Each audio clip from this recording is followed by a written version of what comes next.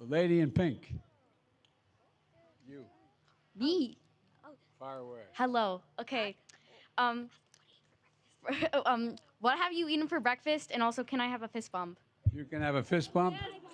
And I had a bacon and cheese on a croissant. Thank you. I'm gonna try that. I mean, bacon, scrambled egg and cheese on a croissant. That sounds I very. forgot the scrambled egg. Yes, honey. Sure, you can have a fist bump. You sure can. My name is Sophie. I was wondering what your biggest accomplishment so far in the White House has been. Well, I think the biggest accomplishment we've had so far is helping people be able to get health care and be able to afford health care. You know, people need, you know, your moms and dads and a lot of people you know need prescription drugs and need a prescription to stay healthy. I'll give you one example. Do you know anybody, any of you kids know anybody who has diabetes? Any kid you know? Well, guess what? It used to be when I came to office to pay for the diabetes for a month, a lot of parents had to pay $300, $400, $500 a month. Well, I was able to change it. They don't have to pay more than, they're not going to have to pay more than $35 a month for that. Those kinds of things. The other thing is, I think one of the biggest things is, and it's not complicated, but it is a little bit. There is a concern when I got elected whether or not, I'll get your question. There was a concern that whether or not we would hold all of our allies together, the people in Europe, France, England, Italy, Germany, to stay in what is a thing called NATO, the North Atlantic Treaty Assembly. And we've always been able to keep the peace since World War II that way. And so I spent a lot of time pulling all those folks together to stay on the same page to take on the Russian aggression, what they're doing to the poor people in Ukraine. And so I think I consider that an accomplishment. And the third thing I think is an accomplishment is that, you know, we have to be the strongest and most prosperous nation in the world, we have to have the best, what they call infrastructure, bridges, roads, highways, internet, all those things. And I was able to convince a lot of my Republican friends to join us. And so we passed a significant bill to rebuild all our roads and all the things that are going to make your generation much, much stronger. Yes, honey. Who is your biggest inspiration? My biggest inspiration, let me see, and politically my biggest inspiration was probably Dr. Martin Luther King. But in terms of personally, my biggest inspiration were my mom and my dad. My mom, for real, my dad used to say things when he was alive. He'd say, remember, to be a person of your word, to be a man or a woman of your word, you have to keep your word.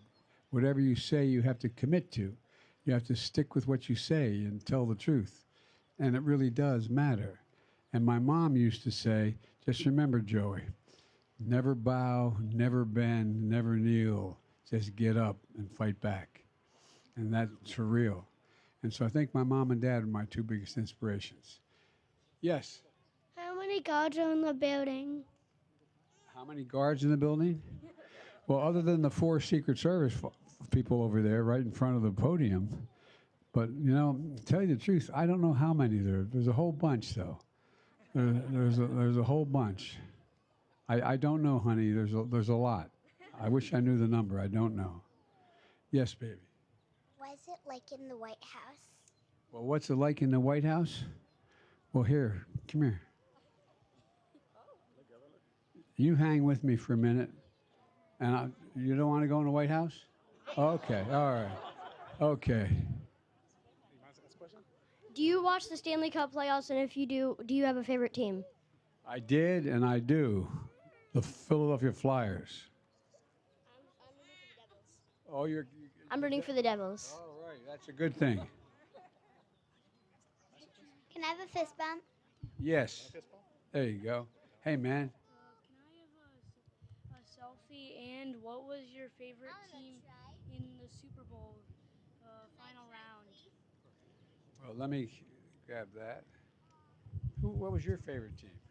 Kansas City Chiefs. I got to admit, it was the other team for me.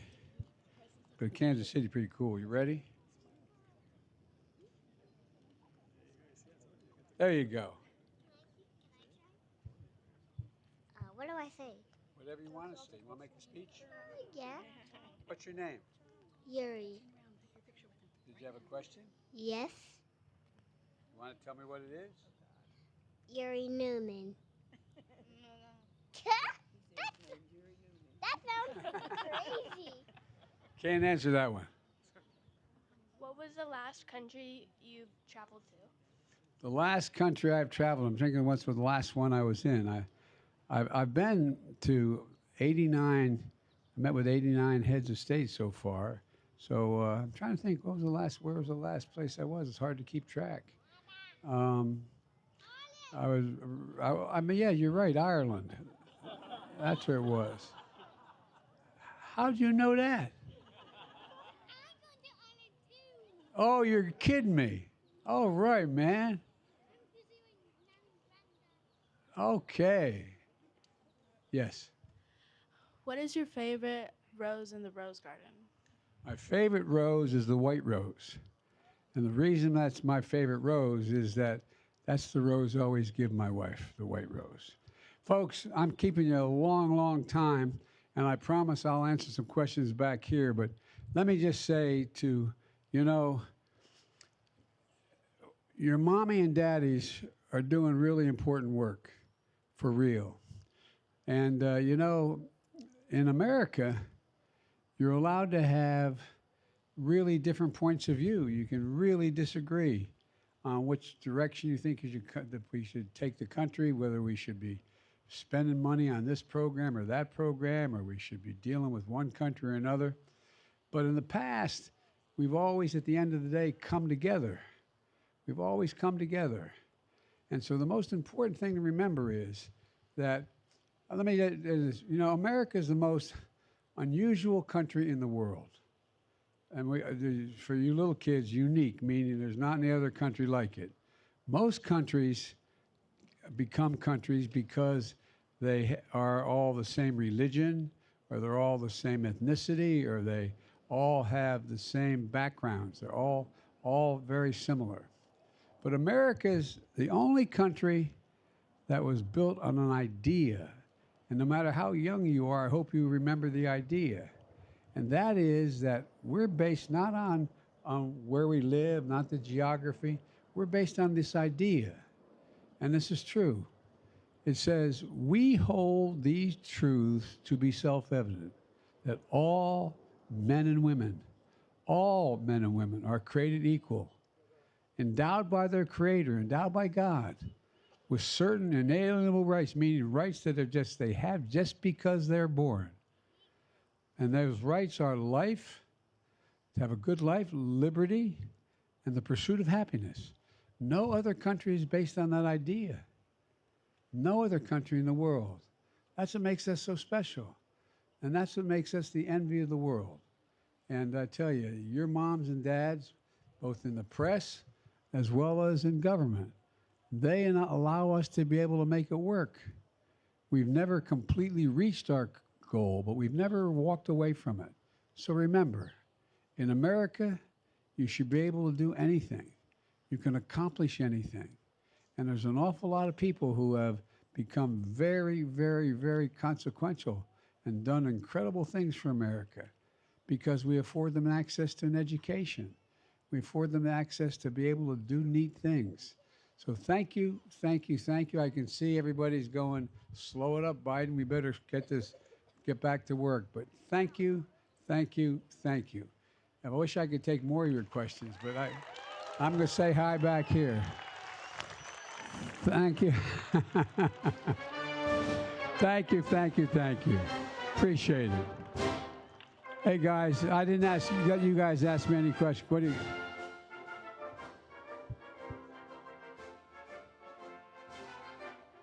I'm Gwen, and what are you going to do to ensure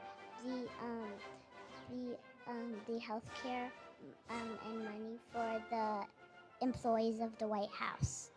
What am I going to do to make sure we have health care for the employees of the White House?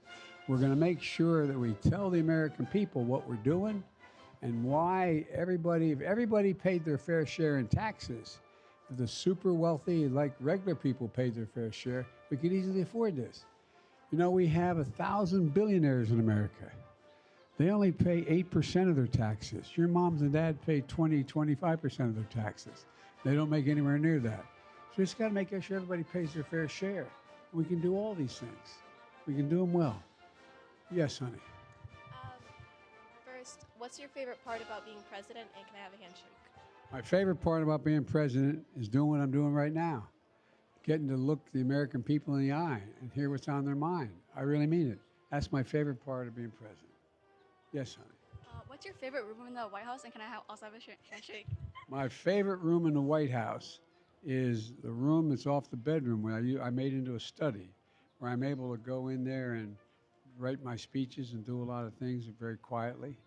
And I also like that little place called the Oval Office. That's a pretty neat place, too. Okay? Thank you, man. What's your question, honey? When you became president, did it take you a while to get used to everyone crowding you and taking pictures? Well, yeah, it did a little bit, but see, I had an advantage when I became president. I had for 8 years shown up every single day in the Oval Office as vice president. So I got used to being with Barack and being in that circumstance. So it wasn't like all of a sudden I was just in the national position, but it made it a little bit easier. I'll take one more question here, then I'm going to go across and ask for a question over there. Where were you born? That's a good question. I was born in a place called Scranton, Pennsylvania. And it's north of Philadelphia. It's almost into New York. But Scranton, Pennsylvania is where I was born. I'll be right back.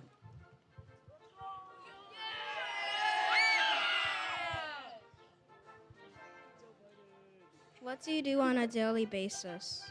What do I do on a daily basis? Well, without getting into the whole, every morning I have a meeting with what they call the National Security Count, the people who collect all the information overnight, the secrets around the world, and fill me in on what they know is happening and not happening. And so I sit with the head of the CIA, the head of the military, and I do that. Every morning I meet with my chief of staff to find out what the most important things are going on that day.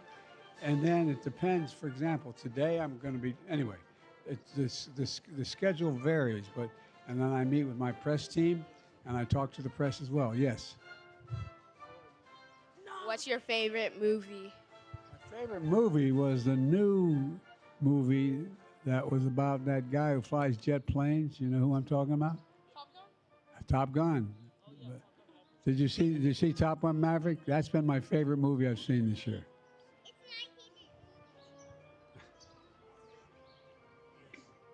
Can I please have a fist bump? Mr. President, I heard you have to get back to the Oval Office. What was that? Oh. Hi, how are you? Hi. What'd you say? I didn't hear you. I said you have to get back to I heard you had to get back to the Oval Office. And by the way, the one thing I thought when I got to be president, I'd get to give orders. But I take more orders than I ever did, and you're right, babe. What's your name? Kathleen. Kathleen, what a beautiful name. Kathleen's reminding me I've got to get back to the office. If I don't go, they're going to get the Secret Service working on me, so I'm going to be in trouble. Well, thank you all for taking the time. I appreciate it. Thank you. Thank you, thank you, thank you.